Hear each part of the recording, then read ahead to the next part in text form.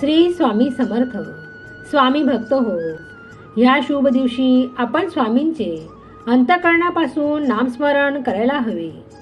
स्वामी ब्रह्मांड नायक आहेत. स्वामी म्हणतात, मीच राम होतो, कृष्णही मीच होतो आणि विटेवर उभा राहिलेला विठ्ठलही मीच आहे. भक्तांनो, आपण स्वामींचे नामस्मरण करतो, तरीही कधीकधी आपल्या मनासारखे होत नाही. परंतु स्वामींचे घेतलेले नाम कधीही वाया जात नाही. स्वामी वेळ आल्यावर आपल्या भक्तांना इतकं भरभरून देतात की आपल्याला मागायला काही उरत नाही. हे मी माझ्या स्वतःच्या अनुभवावरून सांगते. आपण याला सहमत असाल तर कमेंट बॉक्समध्ये स्वामी मी आपले बाळ आहे लिहायला विसरू नका. भक्त हो, स्वामींनी पूर्वी अनेक लीला केल्या आणि मी त्यांच्या काही लीला तुम्हाला रोज सांगणार आहे. स्वामींच्या दैवी शक्तींच्या लीला ऐकून आपण स्वामींच्या अगदी जवळ येऊ आणि आपल्या ज्या भक्तांवर स्वामींची श्रद्धा आहे त्यांनाच या दैवी लीला ऐकायला मिळणार आहेत.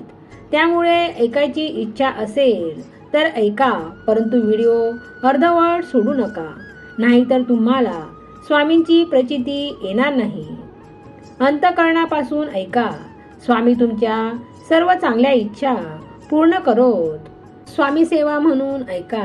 स्वामी भक्त श्री गोपाळबुवांचे पूर्ण नाव गोपाळ रामचंद्र केळकर, रत्नागिरी जिल्हा, राजापूर तालुक्यातील कोले हे त्यांचे मूळ गाव. त्यांचा जन्म शके 1739 रोजी झाला. घरच्या गरीब परिस्थितीमुळे त्यांनी इंग्रजी इयत्ता 3री पर्यंत शिक्षण घेतले व त्या शिक्षणाच्या बळावर त्यांनी स्टेशन मास्टरची नोकरी मिळवली. त्यामुळे त्यांचे चाकोरीबद्ध जीवन सुरू झाले. त्याचवेळी त्यांचा विवाह झाला. गोपाळबुवांचे इंग्रजी शिक्षणामुळे व मित्रांच्या सहवासामुळे ते देव मानित नसत. ते नास्तिक होते. नोकरीच्या कालावधीतच त्यांना असह्य रोगांनी पछाडले. त्यांना शारीरिक वेदना होऊ लागल्या. जीवन असह्य वाटू लागले. मन सारखे तळमळल्यासारखे वाटू लागले.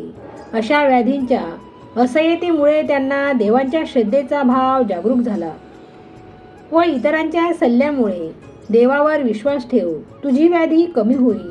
त्यामुळे त्यांनी देवाला विनवणी करून सांगितले की जो कोणी या जगाचा परमेश्वर आहे त्यांनी माझी व्याधी दूर केली तर मी त्या एका भगवंताशिवाय दुसऱ्या कोणत्याही देवाची सेवा करणार नाही व उर्वरित आयुष्य त्या देवाच्या सेवेत घालवेन. आश्चर्य असे की त्या क्षणापासून त्यांच्या शारीरिक वेदना तर कमी झाल्या, तसेच मनालाही शांती मिळाली. हळूहळू 8 दिवसात ते ठणठणीत बरे झाले आणि त्यांचे आंतरिक समाधान झाले. बुवा आपल्या प्रतिज्ञेशी एकरूप होते. आपण जे बोललो तसे वागण्यासाठी ते सिद्ध झाले आणि प्रतिज्ञा पुरी करण्यासाठी त्यांना चिंता लागून राहिली. केळकर आता ईश्वरी विभूतींचा शोध घेऊ लागले. शोध घेता घेता त्यांना असे समजले की आपल्या काळात नाशिक येथे देव मामलेदार आणि अक्कलकोट येथील श्री स्वामी समर्थ या 2 ईश्वरी विभूती निवास करीत आहेत. त्यापैकी देव मामलेदार त्यांच्या भावाच्या निवासस्थानापासून जवळ असल्यामुळे त्यांच्या सेवापासून भाऊ आपल्याला परत नेईल असे त्यांना भीती वाटू लागली. म्हणून त्यांनी अक्कलकोटला जाण्याचा निश्चय केला आणि भावाला सांगितले की एका मित्राकडे जात आहे असे सांगून भावाकडून एका विशिष्ट स्थानाचे तिकीट घेऊन अक्कलकोटची वाट धरली. जेथपर्यंत जायचे होते त्या स्थानाच्या तिकिटासाठी पैसे घेतले आणि खर्चासाठी व पुढील प्रवासासाठी पैसे नव्हते. ठराविक ठिकाणी उतरल्यावर एका धर्मशाळेत ते उतरले. त्या धर्मशाळेत एक श्रीमंत स्त्री आपल्या लवाजम्यासह उतरली होती व त्यांनी गोपाळरावांबद्दल चौकशी करून त्यांना आर्थिक मदत देऊ करण्याचे सांगितले. मात्र गोपाळरावांनी फक्त अक्कलकोटला पोहोचण्यापर्यंतच सहाय्य हवे आहे असे सांगितले आणि त्या स्त्रीने दिलेल्या पैशातून त्यांनी अक्कलकोटचे तिकीट काढले व अक्कलकोट गाठले. त्यावेळी त्यांच्याकडे फक्त 5 पैसे शिल्लक होते आणि त्या पैशातून त्यांनी महाराजांसाठी खारका घेतल्या. त्या खारका खास बागेत वडाच्या झाडाखाली विसावलेल्या श्री स्वामी समर्थांना अर्पण करून नमस्कार केला व हात जोडले. समर्थांची ती दिव्य भव्य तेजपुंज मूर्ती पाहून बुवांचे भान हरपले आणि आपणास आता फक्त या समर्थांची सेवा करत आपला देह झिजवावे असा मनाशी ठामपणे निश्चय केला. एके दिवशी बुवा झोपले असता स्वप्नात स्वामी समर्थ आले आणि बुवांच्या पोटावरून हात फिरवून त्यांना म्हटले की तुझा रोग आम्ही समूळ नाहीशा करतो. या स्वप्नानंतर लगेच बुवा जागे झाले आणि लघवीला गेले असता भरपूर लघवी होऊन त्यांचे पोटही सैल झाले. पोटातील व्याधी पूर्णपणे लघवी वाटे नाहीशी झाल्याचे जाणवले. या घटनेनंतर बुवा सतत महाराजांच्या जवळ राहून सेवा करू लागले. एके दिवशी धीर धरून श्री समर्थांना म्हणाले, दिनांवर अनुग्रह करावा. भक्तवत्सल्य श्री स्वामी समर्थांनी बुवांचे जीवन कृतार्थ केले. त्यावेळी श्री स्वामी समर्थांनी त्या दिनांवर अनुग्रह केला. गुरुबोधाच्या क्षणानंतरही बुवा काही दिवस अक्कलकोट येथे श्री स्वामींच्या सेवेत राहिले आणि त्यांच्या अनेक लीलांचे ते साक्षीदार बनले. श्री स्वामी समर्थ म्हणजे चालते बोलते परब्रह्म आहेत असे त्यांना वाटू लागले. इकडे बुवांच्या गावी त्यांच्या घरच्या मंडळींची शोधाशोध सुरू झाली. गोपाळबुवा अक्कलकोटमध्ये श्री स्वामी समर्थांच्या सेवेत आहेत असे समजतात त्यांच्या पत्नी ताबडतोब अक्कलकोटला आल्या आणि श्री स्वामींच्या कृपेने पती पत्नींची भेट घडून आली. त्या पती पत्नींनी श्री स्वामींची मनोमन भरपूर सेवा केली. नंतर महाराजांनी गोपाळबुवांना आदेश दिला की चिपळूणच्या बाहेर मार्कंडी म्हणून स्थान आहे, तेथे जवळच ब्रह्मचारी बुवांनी पादुका स्थापन केल्या आहेत, त्या घे आणि पूजा करीत राहा. पत्नीस बरोबर घेऊन तेथे जाऊन राहा. निरोप देताना गोपाळबुवांना फार वाईट वाटले. त्या पती पत्नींचे डोळे भरून आले आणि निरोप घेताना श्री स्वामींनी बुवांच्या पदरात 2 श्रीफळ आणि 1 खारीक टाकले. श्री स्वामी समर्थांच्या कृपा आशीर्वादाने गोपाळबुवा व त्यांच्या पत्नीने अक्कलकोट सोडले. तेथून काही काळ ते स्वामींचे भक्त स्वामीसूत यांच्या सहवासात मुंबईत राहिले आणि नंतर श्री सद्गुरूंच्या आदेशानुसार चिपळूणला आले.